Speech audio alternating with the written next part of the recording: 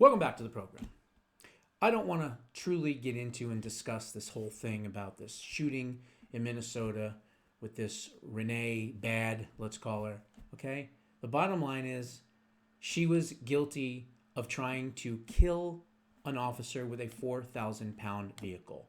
End of story, okay? That's what happened. The newest video that comes out literally shows her blocking all of the vehicles, all the cars, and one person, one idiot, is sitting there honking their horn. And guess who it is? That's right. It's Miss Bad.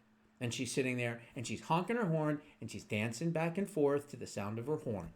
Okay? Then she tries to kill an officer with the car. It's really just that simple.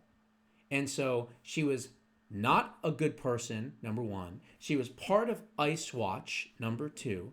She was close with Antifa radicals, number three. She didn't even live in the area. She came back just to do this protest. She was antagonizing ICE officers all day long.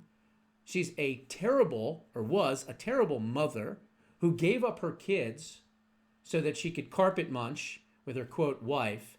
So, sorry, you play stupid games, you win stupid prizes. And in this case, I guess it was a bullet in the head.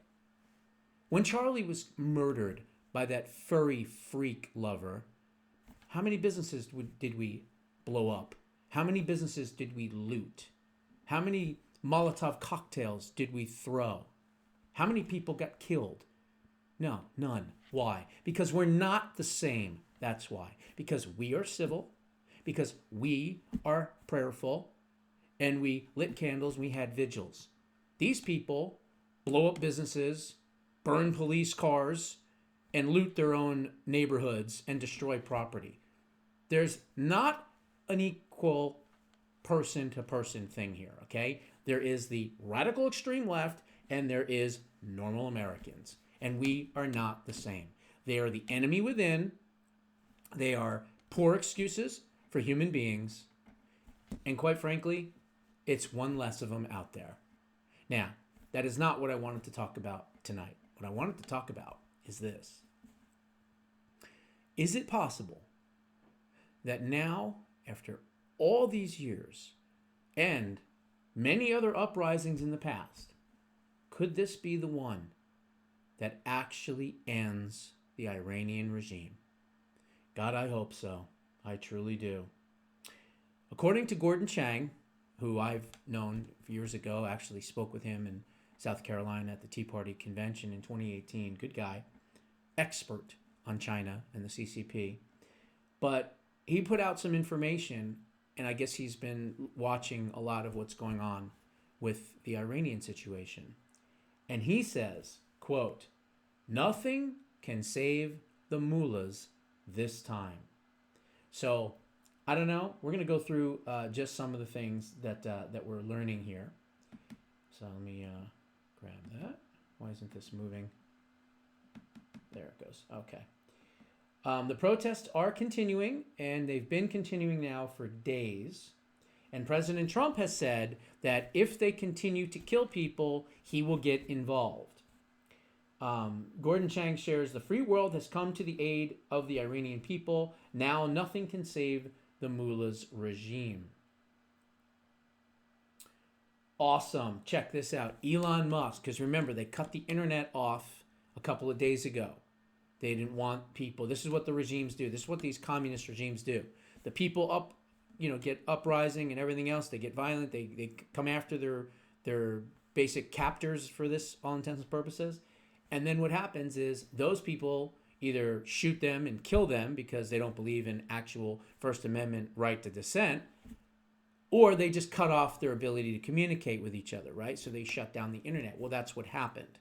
But Elon Musk, God bless Elon Musk, honestly, because just like in North Carolina when they had the horrible storm and hurricane and everything else, and people were underwater and houses were floating away and there was no internet in the area, he brought in Starlink, right? Well, guess what? He's now brought Starlink in to Iran. Elon Musk just opened up Starlink for free in Iran, giving protesters a lifeline amid the internet blackouts.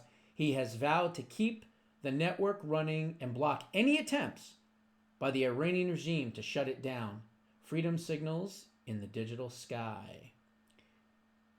And then there are numerous crowds in the millions, okay, in the millions in Tehran tonight, last night, the night before. It does seem like it seems a little bit different. Tehran tonight looks unreal. Every clip from every street shows crowds so massive that you cannot see where they begin or end. Reports highlight huge turnouts in Tarj-Rish and Maidan and Gods, Ghods, as the night unfolds. I could play them and you'd hear them, but you can't see them, unfortunately. Gordon Chang shows the people burning down key terrorist facilities in and around Iran. So basically where they're stockpiling weapons, the Iranian Revolutionary Guard, they have these certain areas in different areas like Isfahan and Erbil and a couple others. Not Erbil, there's another, the Al Rasul Mosque, I guess, in Tempe. And they are now setting that on fire. Okay, so protesters are literally burning down the Al Rasul Mosque in Tehran, which the regime has hidden tons and tons of weapons in. So remember, the people, the regime, are coming after the people, and there's so many people that they're just, there's too many of them, and they're not afraid. And as I said before, once you have nothing to lose and only your freedom to gain, you're willing to sacrifice just about anything to gain it and achieve it. And that's kind of what's happening here, which is wonderful. Let's see. The Persian flag is rising. One brave soul waved the flag of Iran from prior to the Islamic Revolution that took over in 1979. A hero in the Hamadan area creates an unforgettable scene, raising the lion and sun flag. This is our true national flag, the one that terrifies the regime in power.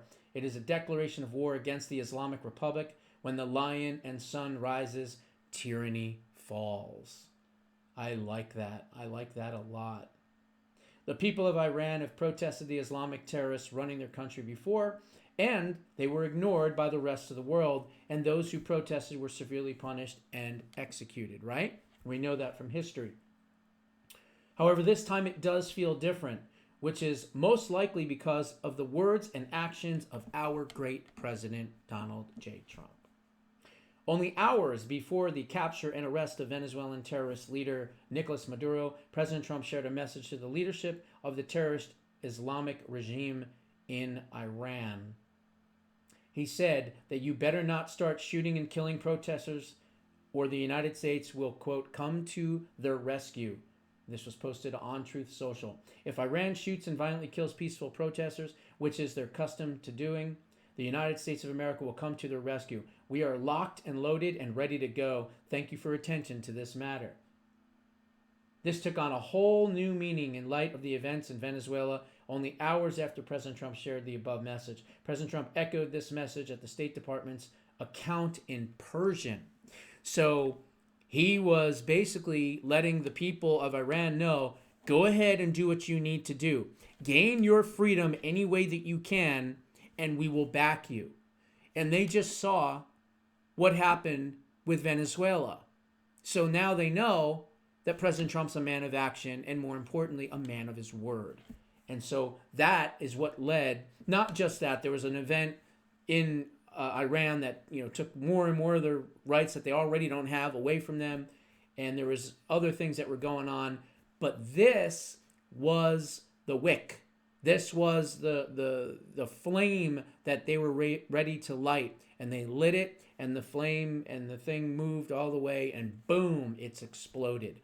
And now the people know that now that it's exploded, you're not going to put that back in the bottle. And President Trump is going to back them. And this is wonderful because I've been talking about this for a long time. Arm the dissident. Arm the dissidents. Arm these people that are being oppressed. Give them the ability to fight back against the regime, and they will do so. And now it looks like that is happening. The U.S. State Department's account in Persian echoes and translates into Persian what President Trump said. If Iran shoots and violently kills peaceful protesters, which is their custom, so the same thing there. 2 days later, on January 4th, President Trump shared another message to the State Department in Persian. Now, U.S. State Department in Persian posts, President Trump is a man of action. If you didn't know, now you do know. And there you go. There's a picture of Trump and Marco Rubio, and it looks like John Ratcliffe is also in the image as well. Following President Trump's comments, the Crown Prince of Iran shared a message with President Trump. Amid growing protests in Iran over economic struggles, exiled Crown Prince Reza Pahlavi expressed gratitude towards U.S. President Donald Trump for his strong stance against violence directed at demonstrators. President Trump had issued a stark warning to the Iranian government, saying that if the authorities continue to target peaceful protesters with deadly force, the U.S. will step in and offer support. Now the whole country of Iran is standing up. The crowd in Tehran, reported yesterday, was in the multiples of millions. Wow, this is just amazing. But again, the IRG, they are firing and things like that on protesters. So security forces, IRGC, have used live fire, tear gas, even raiding hospitals. There have also been reports of officers waving and supporting protesters or refusing their orders. This suggests potential cracks, though unconfirmed widespread defections. So what they're basically saying is even the police are no longer supporting the Iranian Revolutionary Guards and the clerics and the mullahs. President Trump shared again another message yesterday that Iran is in big trouble and that if the regime starts killing their people, we will hit them very hard where it hurts. At POTUS, Iran's in big trouble. It looks to me that the people are taking over certain cities that nobody thought were ever possible. We are watching. I made the statement very strongly that if they start killing people like they have in the past, we will get involved. We are locked and loaded and ready to go. The people of Iran have a chance to overtake the radical Islamic terrorists running their country because President Trump is a man of action and has given them his word that he will step in to save them. This is amazing. This is historic. And as I said before, I was taking it from a financial aspect of things, right? I was talking about the crude oil reserves and things like that. But let's face it, there's 92.4 million people in Iran that will be liberated when this regime falls. Now, there is rumors, I can't guarantee that they're true or false, but rumors that the Ayatollah may have already been secretly brought out of the country. I don't know, and I can't confirm that. The other thing is that Reza Pahlavi is going to Mar-a-Lago next week. I think Wednesday, if I'm not mistaken. So what does that mean? That means that he's going to take over once they clear out the rat's nest of the IRGC, once they clear out the other radicals and extremists that maybe are flowing into the country from other countries. I hope not, but if they are, they'll take care of them as well, and the people are going to be liberated. Now, with the 28 million in Venezuela and the 92.4 million in Iran, and when, not if, but when the Cuban regime tumbles and falls, that's another 11 million. It is possible that by the end of this term for President Trump, he could have liberated over 130 million people around the world. That is incredible. No president has done anything like that. He has saved millions upon millions upon millions of lives. He is truly a gift from God. He is the greatest president in American history. He is truly the leader of all leaders.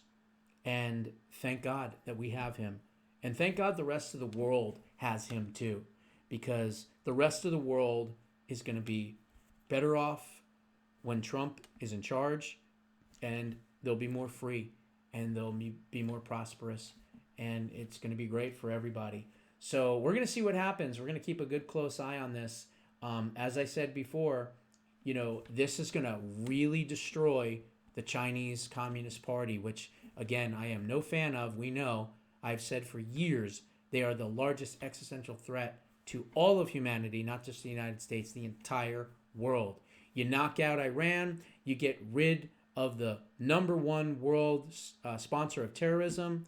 And more importantly, you take all their oil, you give it back to the people, right? At some point, once everything's safe, you give it back to the people in Venezuela once everything's normal and stabilized and safe. And then we take a percentage as well, but we control the oil reserves and the whole oil. 560 billion crude oil reserves. Every country in the world, other than maybe Saudi Arabia and Kuwait, then has to buy oil from us. The geopolitical leverage and strategy of that is unbelievable, okay? It is a reset of the entire world order. And the Chinese will be forced, they will be forced to buy oil from us. Because, as I said, 87, 88, 89% of all of their oil, all of it, comes from Iran. If Iran falls, the other remaining amount was coming from Venezuela. Iran falls, they don't have any oil for any of their weapons, for their tanks, for their machinery, for their planes. That regime could crumble. Let me tell you what I'm saying here. This is a strategic move by the brilliant president of the United States. This man went to the Wharton School of Business, the greatest business school in the world. And he graduated, I would assume, with honors, but I'm sure he graduated and did very well. And clearly he did, because he's an incredible real estate developer and everything else. But it's not even about that. It's about his heart. It's about his soul. It's about his vision.